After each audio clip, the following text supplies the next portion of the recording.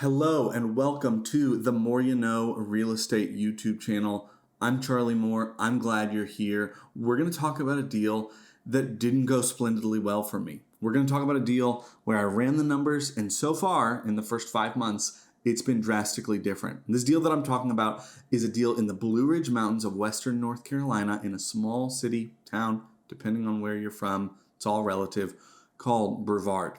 We vacationed out in Brevard 2 years ago, fell in love with it. We absolutely loved it. That's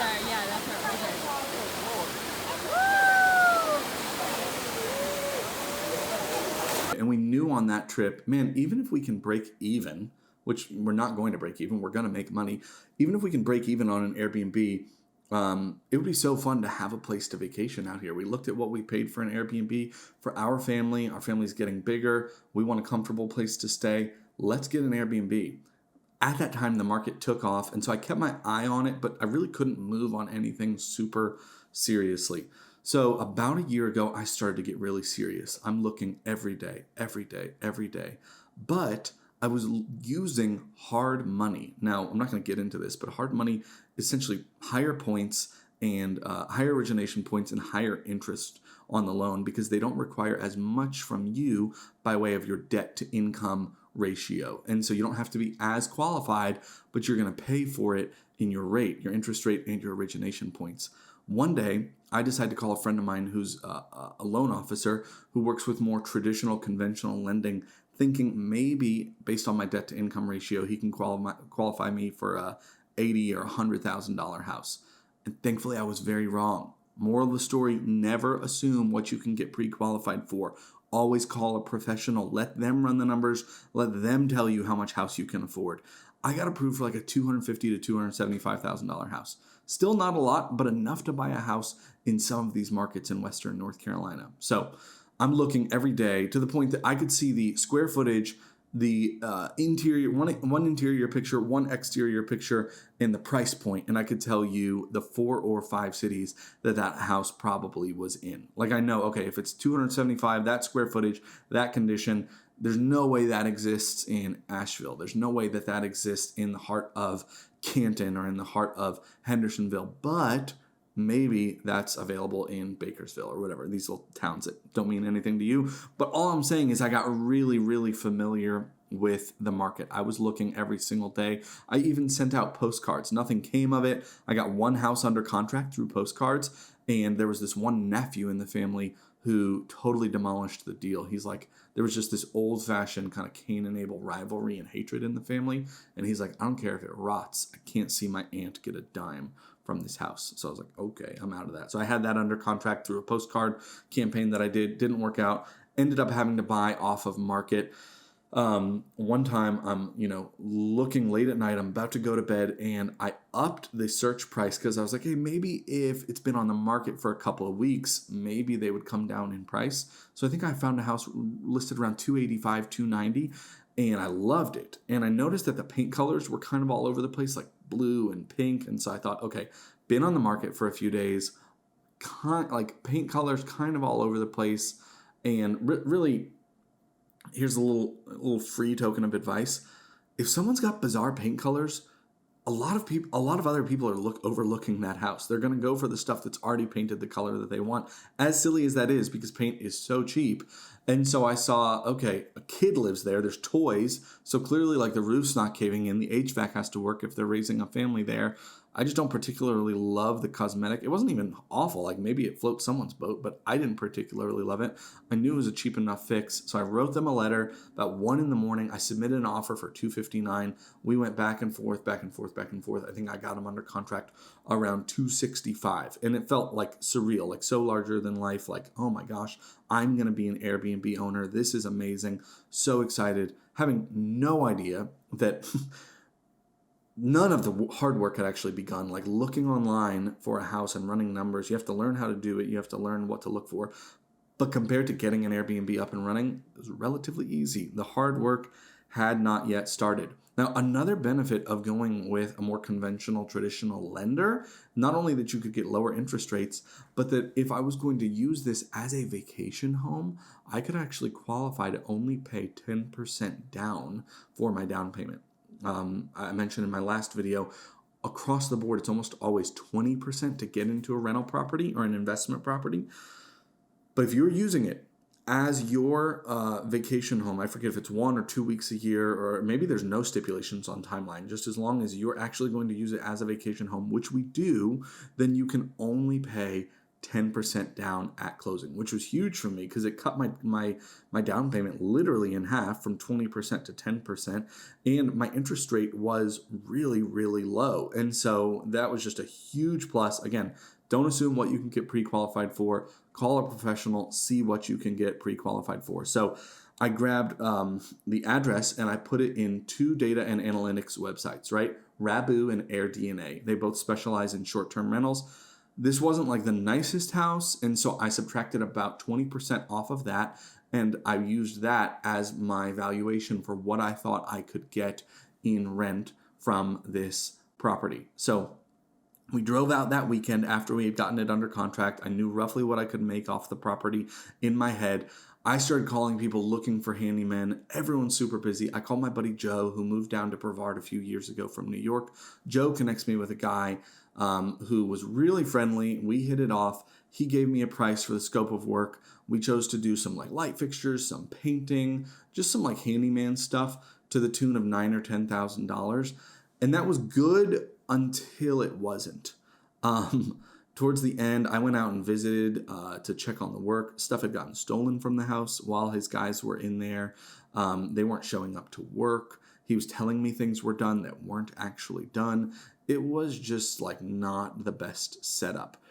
Thankfully, we had really, really good people on our street. I was nervous because I thought they're going to think, oh, like some city slickers coming in and going to, do an Airbnb where there's rowdy parties. And they were just the most like salt of the earth, gracious, kind people on our street. So we're very, very thankful for that. They kept an eye on me for it, eye on it for me.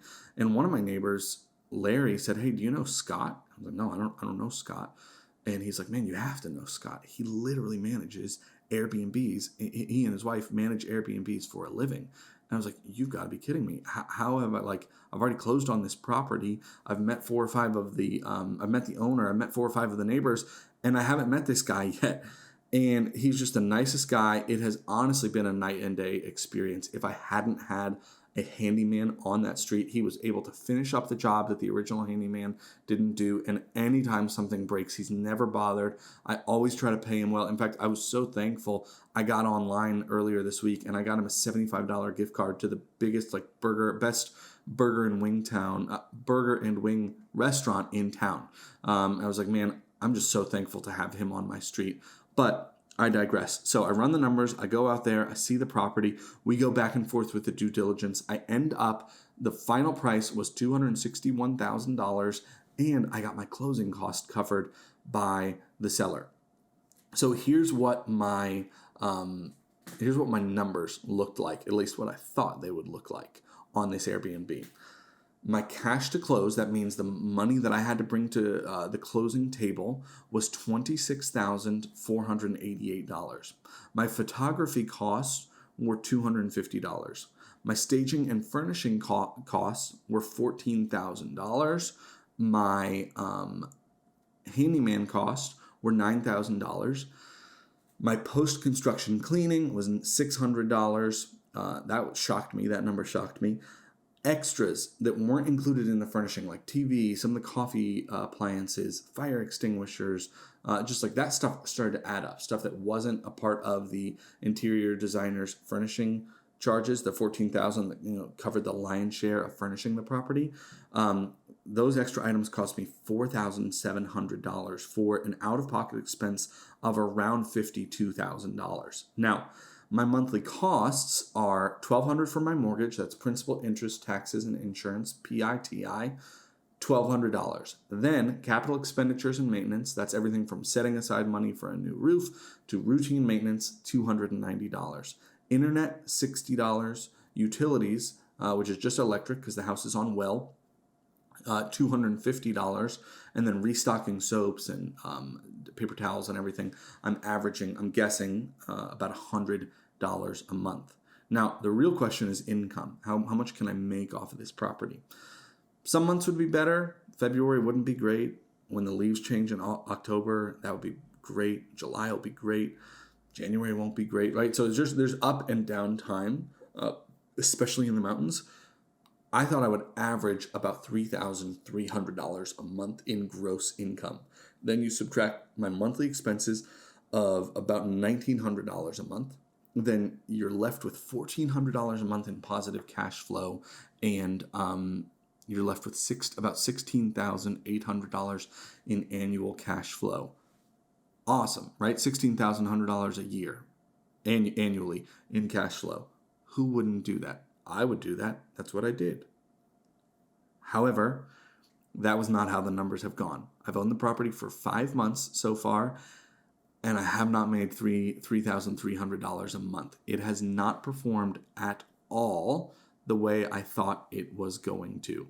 We're in July right now, and finally it is starting to pick up, but it really, really took a while to get there. I'm not 100% sure why, but here's my best guess as to why the property hasn't performed like I thought it was going to. First of all, my maintenance expenses have been higher than I thought they were going to be. HVAC has gone, some laundry items have gone and needed to be fixed, some refrigerator stuff, the grill. A lot of stuff has gone wrong for a house that was in really good condition when I bought it. I had all the inspections done, nothing glaring came up, and just little by little, toilets, showers, leaks, you name it. It's all like, I've just had more, like one person said, that I didn't notice this, that the bathroom door, it's a sliding barn door. It doesn't shut the whole way. So if you're like on the toilet, there's like this sliver where you can kind of see in towards people. That's a problem, obviously. So just like replacing that, all these things started to add up. My maintenance costs were a lot more than I thought they were going to be. Secondly, gas prices and the economy, so that's demand, right, has gone down. Right? In 2020, the government was pumping our pockets full of money and everyone was going on vacation. Airbnbs apparently were killing it in 2020 and the first half of 2021.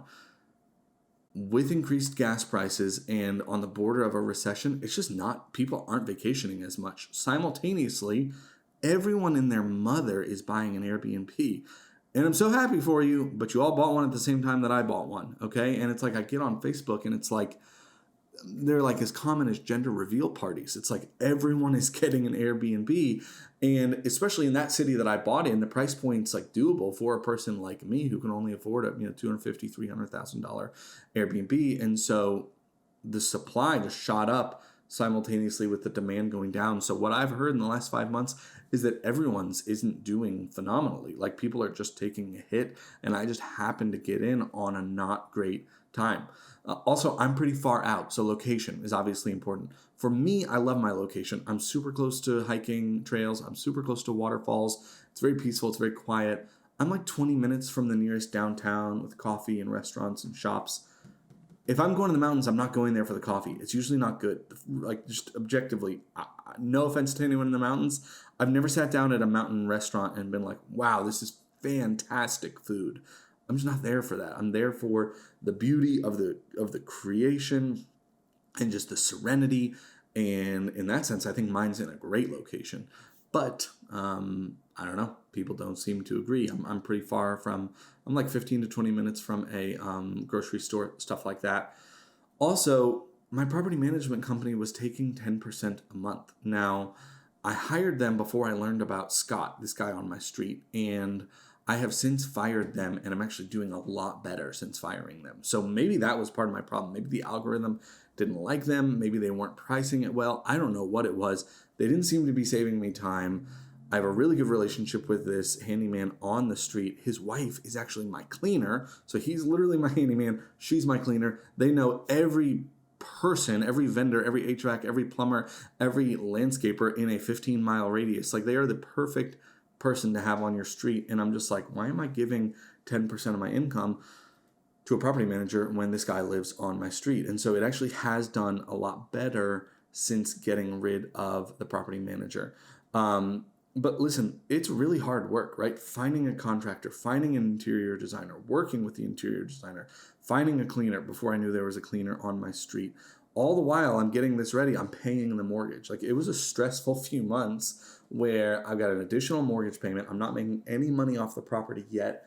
And it was just tough. Yeah, it was just like, wow, this was 3 hours away from my house. There's a lot I would do differently. Another thing I would maybe do differently is get a jacuzzi. I would get a hot tub and bite the bullet. And between the electric cost and the upkeep cost and the original install, it's not cheap, but I think most people who are going to the mountains are looking to be able to jump in a hot tub at the end of a long day hiking or going to waterfalls. And so I think come fall, once the weather starts to get a little colder, I'm going to bite the bullet and I'm going to have to build a small deck and put a hot tub there, and it'll be probably somewhere in the tune of $8,000 to $10,000 when it's all done. But I think it'll help. I think it'll pay for itself in the first year or two easily. And so there are things I would have done differently. But man, being able to get into a house 10% down, again, even if I just continue to break even, I hope I don't continue to break even. I've made a little bit of money. Again, I've not done anything close to what I was projecting to do. But July is really good so far. August is really good so far. I'm starting to get bookings in September and October. I'm starting to get better with my pricing strategies. And I'm really hoping that the worst is behind us as far as maintenance and upkeep and stuff like that. And so, yeah, I would say if you're thinking about doing an Airbnb, get on Rabu, get on AirDNA. You've never done it before. You don't know if you're going to be any good at it. You don't know how your property is going to, line up against other properties. So subtract 15 to 20% from the numbers that Rabu and AirDNA are giving you. And yeah, just again, with everything, run your numbers really conservatively. I thought I was running my numbers conservatively, and I don't think it's unrealistic that I would eventually get to $3,000 or $4,000 a month in income. Like, I think especially with a jacuzzi and with a few finishing touches, it's absolutely doable. And everyone who has Airbnbs who's looked at my property has been like, yeah, you should be performing better than this. Like, this is a really pretty property. We tried to spare no expense and make it really comfortable on the interior, and we tried to make it really pretty. And I think we stand out from the competition in that sense. But yeah, I think that there have been, the supply and demand thing all happened at once. And the maintenance issues were a lot more than we anticipated. And for that reason, it hasn't been all rainbows and unicorns. And so I want to, on this channel, share my W's with you. And I want to share my L's with you. And I wouldn't necessarily decidedly put this in the L category, but it's really not done what I hoped it would do, right? And again, back to the beginning. If we break even, someone else is paying down our loan, we have a place to vacation every year. In my mind, it's still worth it. It's still fine. If you could pay $50,000 and have a place to vacation by waterfalls every year, and you would own it outright, free and clear in 30 years, would you do that? I think most people would, right? People do that with timeshares all the time, and they're not building up equity in it. So at least I'm building up equity in this. However, I don't think that that's going to be the case where I'm going to break even. I think in June and July, we're starting to finally see it turn a corner and produce the type of income we were hoping to see. So hopefully I'll have great news to share with you next time I make a video update about this mountain property. Come visit it. It's like an hour from the Asheville airport. You can find some cheap flights into the Asheville airport. If you comment on this, reach out to me. I'll give you the friends and family discount. Give us a 5-star review. Can't wait to see you guys there. And I hope this video brought some value. So please like and subscribe if this brought a smile to your face. If you learned something, help me out on the algorithm and hit the like button, hit the subscribe button, leave a comment, and would love to see you back on my next video. This is The More You Know. I'm Charlie. Seriously, I don't know if anyone makes it to the end of these videos. We're like 18 minutes in or something right now. But I really appreciate you watching this. So thank you. I'll see you on my next video. I'm out for now.